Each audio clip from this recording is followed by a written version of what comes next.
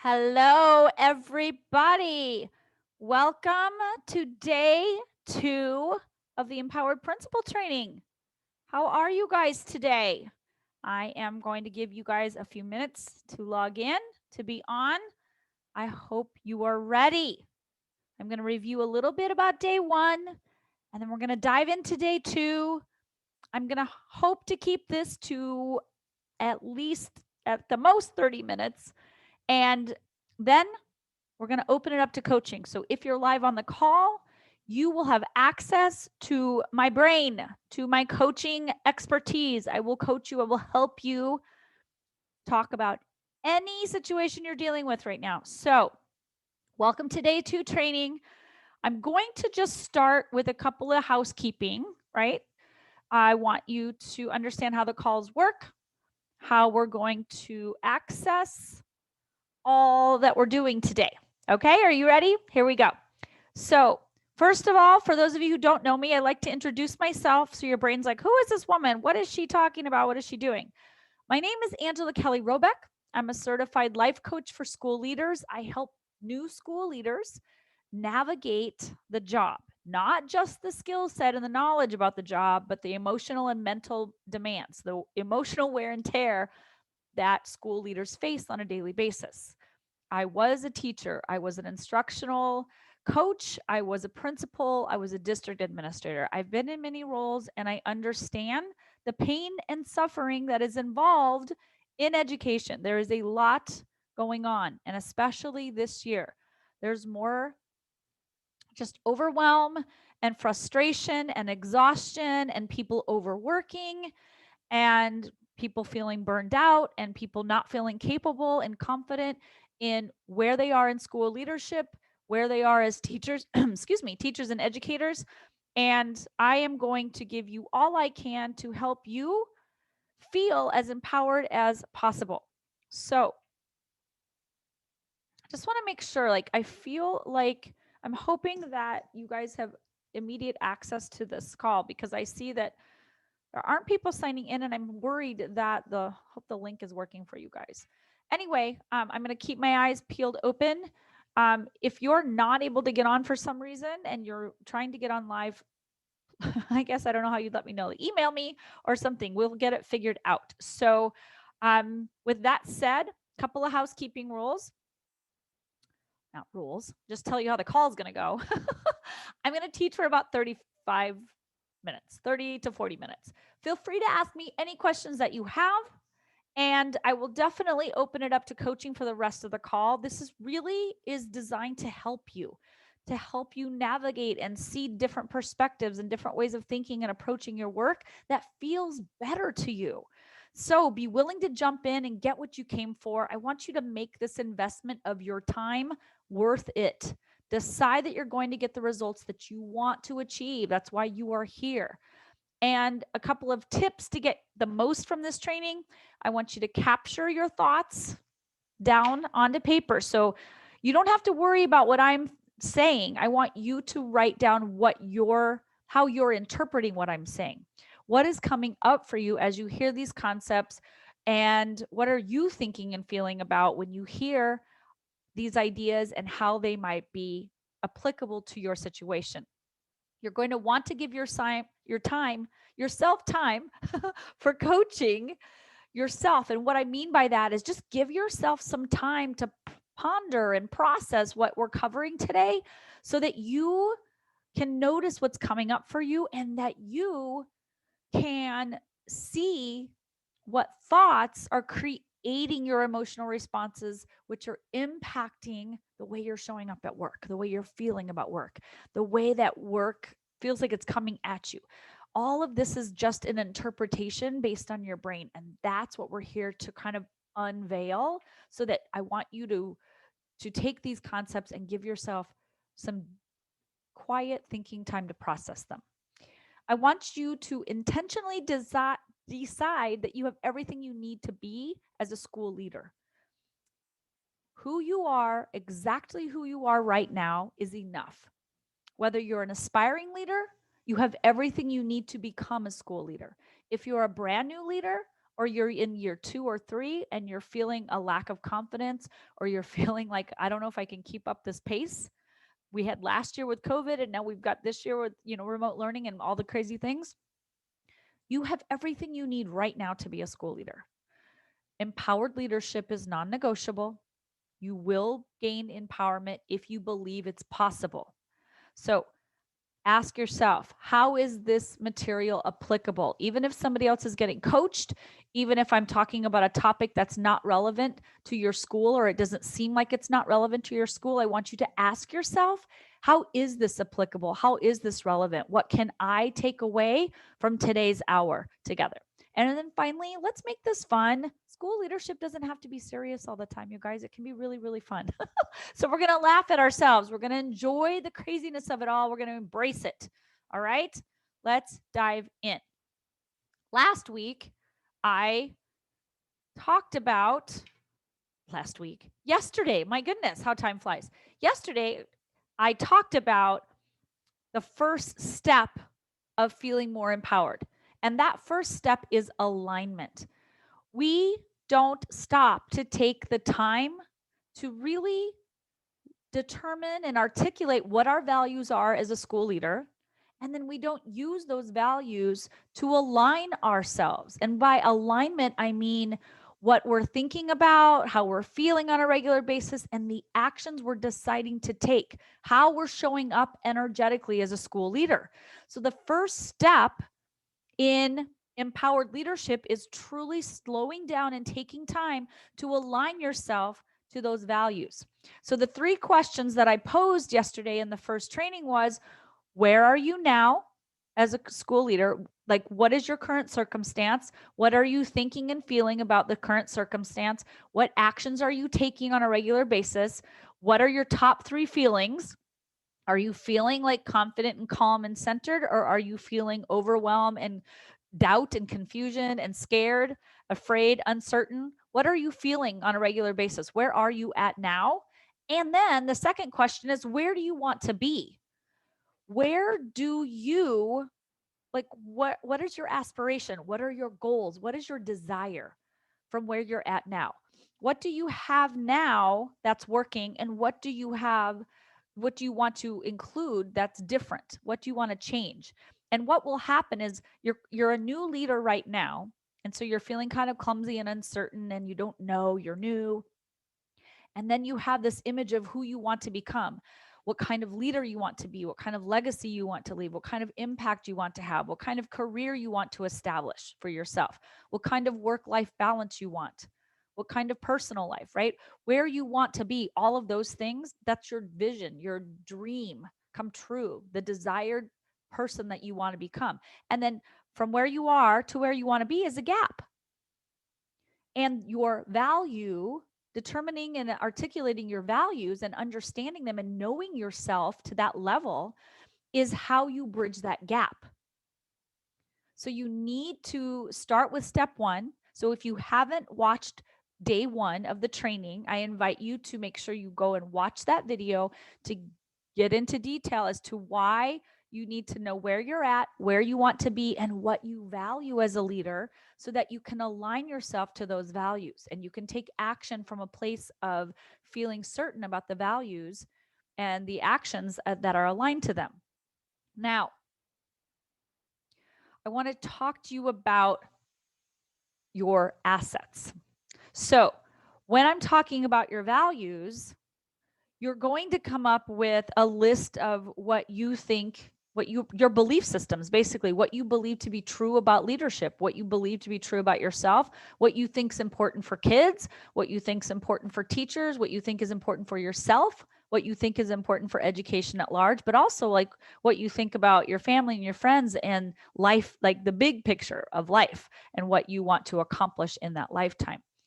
And in order to do those things, you have 3 assets that you tap into. You have the asset of time, you have the asset of your money and your resources, and then you have the asset of your brain. So when you're thinking about your values, what will come up is your values are demonstrated through the use of your resources, the use of your assets. So if you're unclear, when you're doing the task of trying to like identify and articulate your values, the easiest way to do that is to write down how you spend your time, how you spend your money, and what you spend your brain on, what you think about. Because a lot of times we write down these ideas like what sounds good or what we think is good leadership. So we write these things down, but we don't truly value them in the sense of we spend our assets on them. So when I talk about assets, I want you to articulate, how do I spend my time?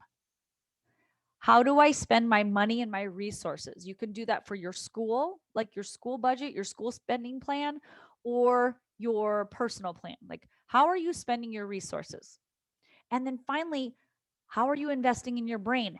What are you thinking about on a regular basis?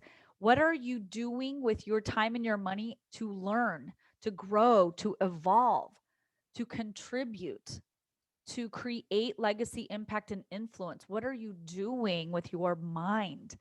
Are you capturing your ideas? Are you honoring? Are you believing that you have like new and interesting and different and exciting ideas to share with your team? Is this how you're going about the day? Or are you spending your time in doubt? Are you spending your time worrying about your critics? Are you spending your time thinking about what all the failures, what's not working, the decisions you don't want to make, stalling in indecision? How are you using your brain power? Those three assets will determine for you what your values are, because your actions are being driven by your belief systems, which are your values. That's the foundation of your values, right? What you believe to be true is how you create your values. Your values then are highlighted or exhibited through your actions. So notice, pay attention to, and hey, don't beat yourself up if your actions aren't really in alignment with what you think you value. That's what we're here for. This is what we're here to do. We're going to work on that. So, not to worry. Your values are the container or the space, the hold. Your leadership values are the confines in which you build your career. So, when you're thinking about what you believe to be true about education and school leadership and yourself as a leader, and what you believe about your teachers and what you think is possible for students and families, what you think about the district, all of those values, all of those belief systems, that is the container in which you create your career, because those values determine how you feel, and how you feel is going to impact your actions that you take on a regular basis. So you need to be very in tune with those values. They determine everything: what you think, how you feel, the decisions you make, and the actions that you take. What I want to say about your values is that your values are not all created equal. So you are going to have values that clash at times. You have values that are in direct opposition of one another. And I talk about this on day one. It's called cognitive dissonance. It's when you value one thing and you value another thing, and the two values are in opposition. And when that happens, there's discomfort. There's like a clash inside the brain, right? You're believing this value and you're believing in this value, and you want both, but the actions that you have to take, they are in direct opposition of one another. That's called cognitive dissonance. It's when you have two opposing thoughts in your mind, two opposing belief systems. And when that happens, and it will happen, and if it didn't happen, that would be great. But because it does happen, that is the moment when step 2 comes into play. You're going to have to decide which value is the priority for that moment in time. So step 2 of the empowerment process is to decide, to make decisions, and prioritize. Doesn't that sound fun? Your brain is not going to want to do this. Your brain is going to resist deciding and prioritizing. Why does this happen? Because when you take the time to really think deeply about what you believe and what you value, all of it will feel equally important. I've done this exercise. I think I did it with Elena Aguilar at one of her conferences on the art of coaching.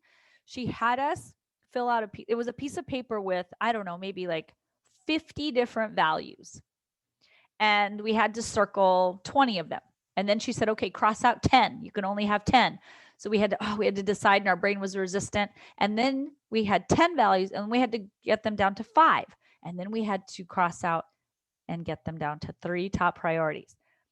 The brain is resistant at every step of the way because it wants to value everything. It wants everything to be equally important. It wants everything to be included.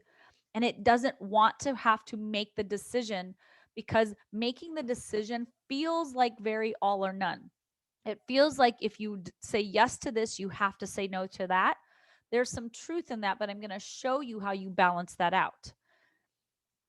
Your brain is going to resist because it thinks that if you determine priorities, if you actually prioritize your values, that something's going to get left behind. That if you do this one thing, this other thing can't happen. It's going to get left in the dust. So you kind of lock down. You get into gridlock. You believe that your values are equal. You don't want to compromise yourself. And then when you believe this, you basically are in gridlock. You go into overwhelm, confusion, and basically there's a level of passiveness that happens, indecision, intentativeness, because you don't want to have to decide. So how do you stop that gridlock? Overwhelm comes from not making decisions. Indecision is actually a decision. Let me take a drink of water here. Indecision is actually a decision. When you delay or procrastinate or avoid making a decision, you are making that decision. But what's happening, the result of not making a decision is overwhelm. Overwhelm is created when we don't decide to be decisive, when we don't decide to decide and prioritize.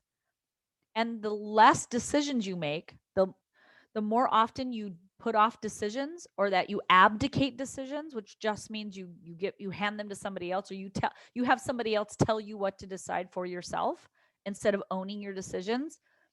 That creates more overwhelm. So overwhelm happens when decisions aren't made, and the more that you don't make decisions, the more overwhelm you create. And we talked about that in day 1 training, the overwhelm cycle. So what do you do about that? You have to know that your values are not all or none. You can change the priorities of your values in your weekly planning, or your daily planning, or your trimester planning, or your school year long planning. You can decide. Your values are yours. Nobody else is in charge of those values and belief systems. You are. So they're not all or none. It's not you decide one time and throw the rest out, the baby with the bathwater mentality. What you can choose is that your values are not all or none, that you can prioritize their values based on what's going on for that week, or what you want to accomplish in that month, or even what you want to accomplish in that day. And what this does, when you drop the all or none mentality around your values and around your weekly schedule, then it ensures that all your values are met over the course of time. It's a beautiful thing. So I'm going to switch over quickly, and I'm going to talk about the anatomy of a decision. I recorded a podcast on this a few weeks ago, but I want to refer to it now because decisions are the most empowered activity that you take as a school leader. It's how you create your leadership legacy and your lifestyle legacy, creating the life you want and the leadership impact that you want. So there's 3 parts of a decision, 3 stages. There's the before stage, the moment of decision, and after. Now, in the before stage, this is where your brain's like, okay, I'm getting ready to make the decision. I'm going to create a pro and con list for the 2 ends of the decisions, the 2 sides. I'm going to ask other people for their opinions and their values and their input, which, by the way, is a horrible idea because it just convolutes your own values. You start to question and doubt yourself the more opinions that you ask. There's a time and a place to get stakeholder input, but I'm talking about decisions that you are making for you. When you ask other people for input, you're trying to collect evidence. So you're doing a lot of research in this stage. This takes a while. Like people who are making big decisions, they want to gather as much information as possible. And there's nothing wrong with that unless it results in you stalling or delaying or on the flip side, rushing through the decision. So some people will spin in that analysis paralysis, right? Because they want to make sure they're making the right decision. They want to have all the facts, all the information. They want to have checked with every single person on the planet to make sure that they have their input and have taken that into consideration. And that stalls them. And it creates a very long, painful decision-making process, because the pain that you feel when you have to make a hard decision comes in during this process. So you either stall out and take a long time, or you rush through and you try to make the decision as quickly as possible because you don't like the discomfort of the indecision, of waiting for the decision to be made, right? No one likes to be hanging left in indecision. That does not feel good. It's called an open cycle in your mind, right? You want to close that cycle and bring closure to that decision. So before feels like it's the hardest part, because your brain is questioning if and why and how and what. And this is when your brain processes the decision. There's a lot of chatter going on. You're thinking about this scenario and what happens in this scenario, and your brain's forward thinking. It's in the future, thinking about what will happen if I decide this way, what will happen if I decide that way. And that can lead to complete indecision, just delaying, or like avoiding it altogether, or definitely procrastinating as long as possible. But that is like that open cycle in the back of your mind is playing like a computer program running in the background, where it's sucking your time and energy and attention and focus, even if it's not on the front burner. Indefinite decision is a decision that feels terrible. So when you are stepping into your empowerment, you align and then you decide. Now, let me give you some tips for stage 1 of the decision-making process. Give yourself a defined amount of time. When you have to make a decision, you're going to decide. You're going to say, okay, I'm giving myself 1 hour to collect this information. If this is a small decision, right? I'm giving myself 1 hour to research this, or to do my pros and cons list, whatever your brain feels the need to do. Give it a defined amount of time. For bigger decisions, maybe you give it a week, or you even give it a month. But you want to try and define the time and limit the duration of that before process to as short a time as possible. And the reason for that is you're going to get the information you need.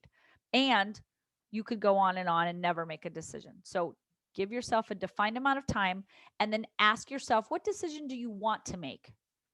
If nobody's opinion mattered, if money weren't a thing, if time weren't a thing, if you could just decide what you personally wanted to do, turn inwards and ask yourself, what decision do you want to make? What do you want and why? And then value your input. So many times we ask other people for their input and we value their input more than our own. I want you to begin valuing your own opinion. What do you think is most important? Why do you think that? What are your values? You need to know your values in order to make decisions. Because what's happening is when you're not in tune and aware of your values, they're kind of playing in the background and you're making decisions, but you're doing them based out of fear. So, for example, when you're a new principal and the value that you have playing in the background is, I value people liking me, I value people's approval, I want to be liked, then you're going to make decisions as a leader about the way you engage with your staff. Now, that may or may not serve you. You may want to evaluate that. Like, do I value other people's opinions over my own? Do I value their approval more than I value my own approval? We have to think about that approval value and look at it more deeply. Is that value serving you? So you need to bring those values up to your awareness. Value your own input and then meet your decision deadline.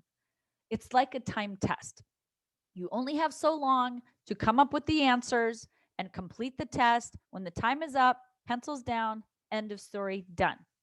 This is one of the most helpful strategies for getting through stage 1 of decision making.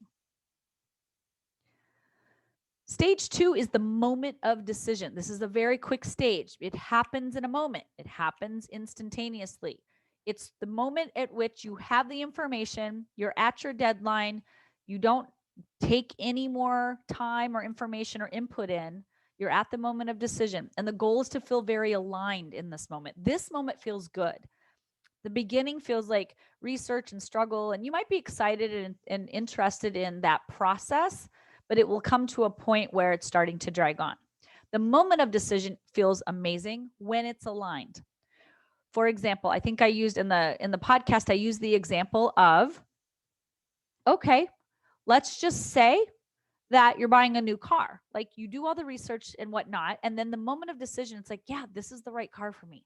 I feel good about this, this, and this. This feels really aligned. It aligns with my values, my money values, my beliefs about the importance of a car, the value of a car, what I use a car for, why I want a new car, the features that car has, the whatever, right? And you feel really good. It happens like that. You make the decision, you're good to go.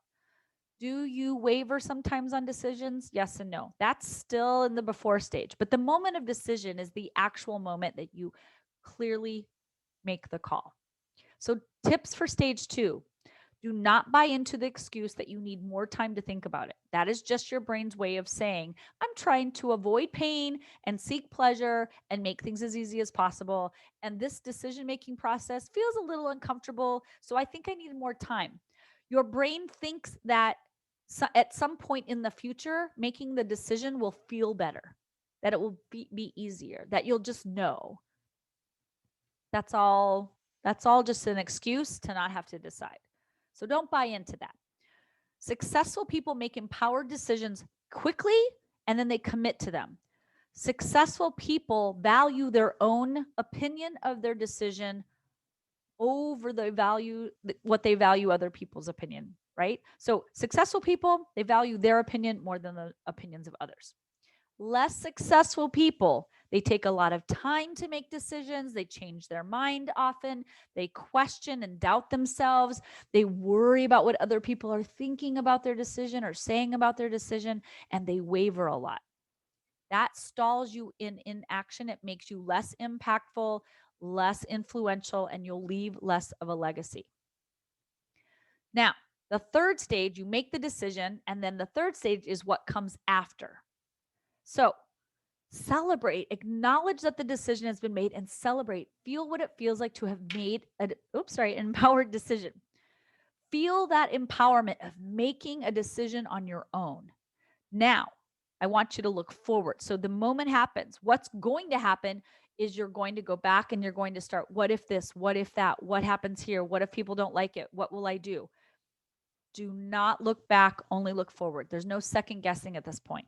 You're fully stepping into the decision and the outcomes that come with it. So this is what I tell my new school leaders. You decide, and then as new situations arise based off that decision, you're not swimming backwards and trying to go back in hindsight and change the decision. You're saying, okay, based on this decision, new developments happened. Now I have to redecide. Is this decision still the best decision, or do I need to make a new decision?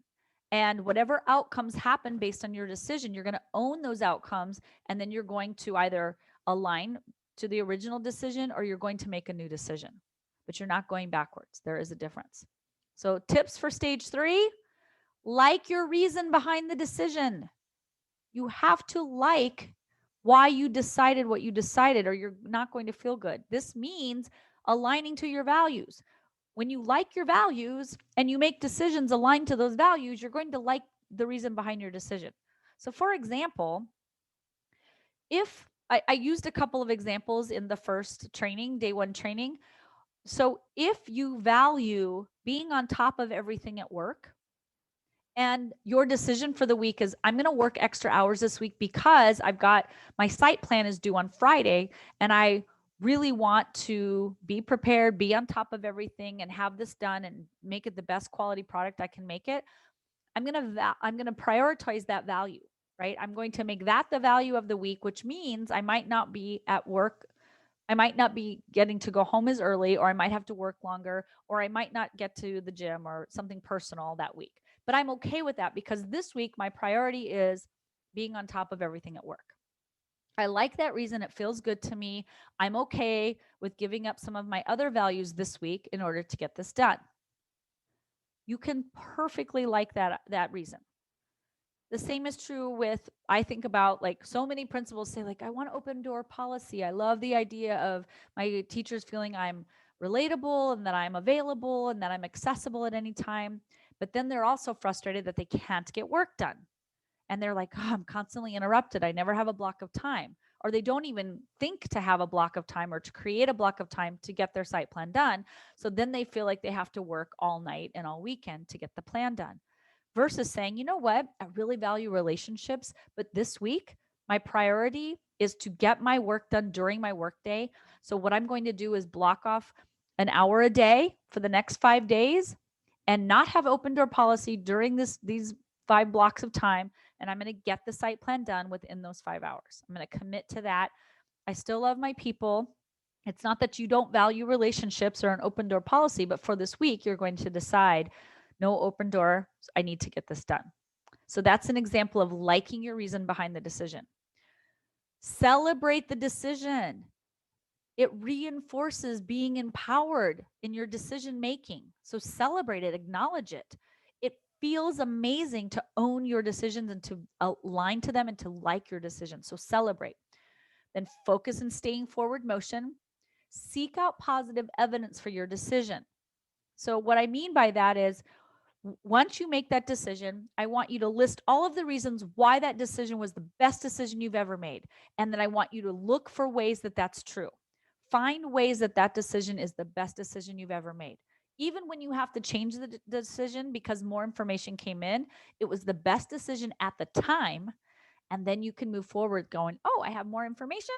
Now I've got another decision to make. That's okay. I'm going to keep going forward. And finally, fully own your decision.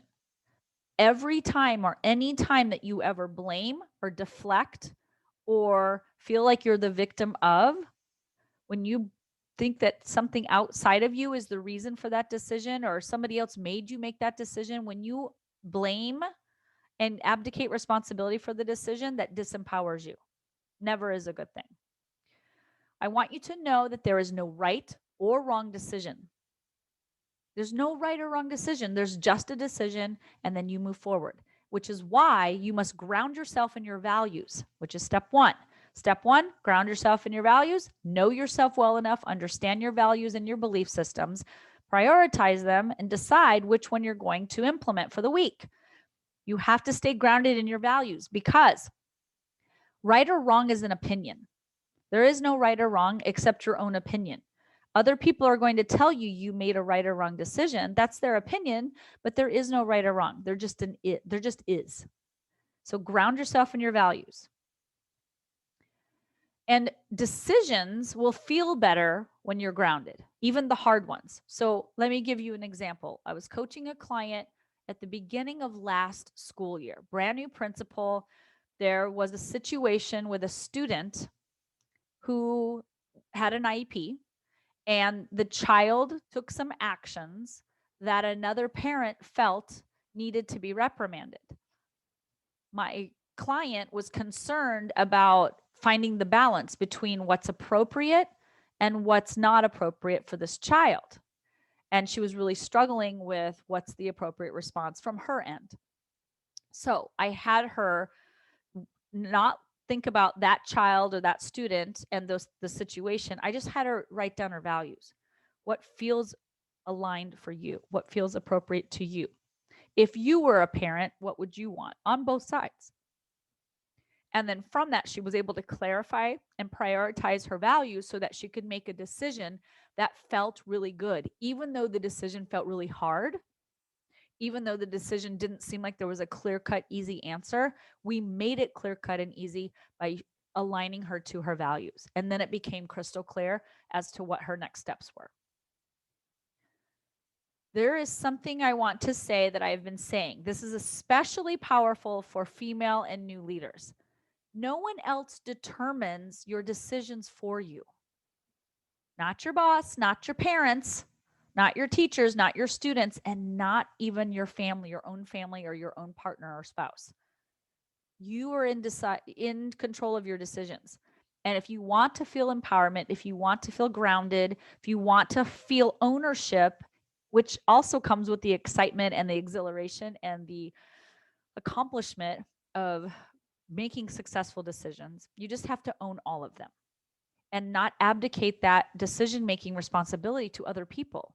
It's not fair to your spouse or your partner or your boss or the students or the families or your staff to put the onus of your decision-making onto them.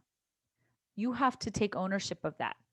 The beautiful thing is this: if you own your decisions, then you can hold other people accountable for their own decisions. Let them own their decisions and you own yours, and stop blaming and feeling like the victim of other people's decisions. Abdicating your decisions takes away from your empowerment. It's never building you up and evolving you as a leader. It's always diminishing you. So, deciding and prioritizing is how you step into your absolute full empowerment. That is step 2. I want to say one final note about decisions. Aligning and making decisions from your values does not mean that you never change your mind, that you don't change decisions or you don't reprioritize from time to time. It means that you evaluate the results you want to achieve either for the day or the week or the year, and you determine which values you're going to prioritize to achieve that result. This is why your goals matter and the results you want to achieve matter. And the reason you have to prioritize them is when you don't take the time to prioritize, everything goes into conflict. It's cognitive dissonance all day long, and you just get into gridlock. So you might prioritize work for a period of time. Like, I know at the beginning of the year, school leaders prioritize the beginning of the year, and they might work tons of hours at the beginning getting everything set up for school because you're valuing supporting your staff, getting things up and running smoothly, and you know that that work will pay off in dividends on the end. So you're willing to give up some personal time.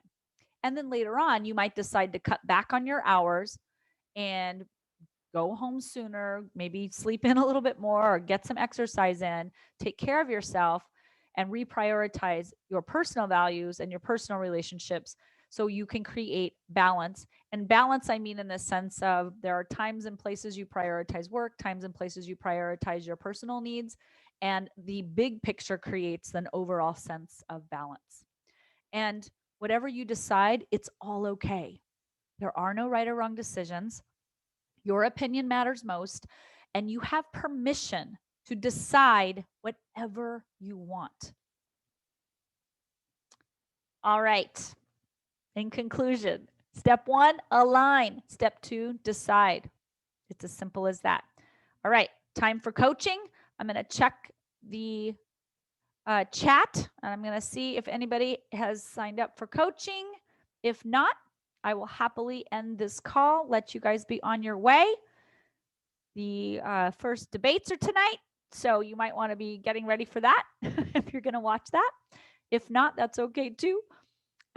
Anybody up for coaching, please put it in the chat if you're interested.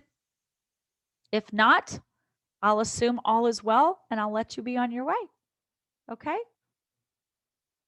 If you have any questions or concerns, if you're watching the replay of this and you have questions or thoughts or concerns, one of the things you can do is you can jump into the Empowered Principal Facebook group. You can sign up.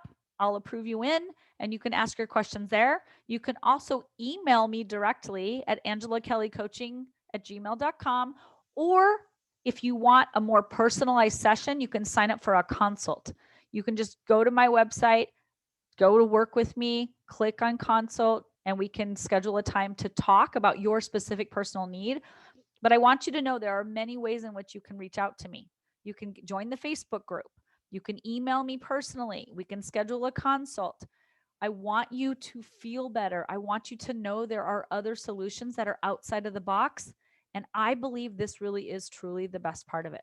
So tomorrow we're going to talk about step 3 of the Empowered Principal process. And then day 4, we're going to bring it all together. I'm going to show you how to apply the whole process in real time. I'm going to put it on the chart paper. I'm going to do some coaching.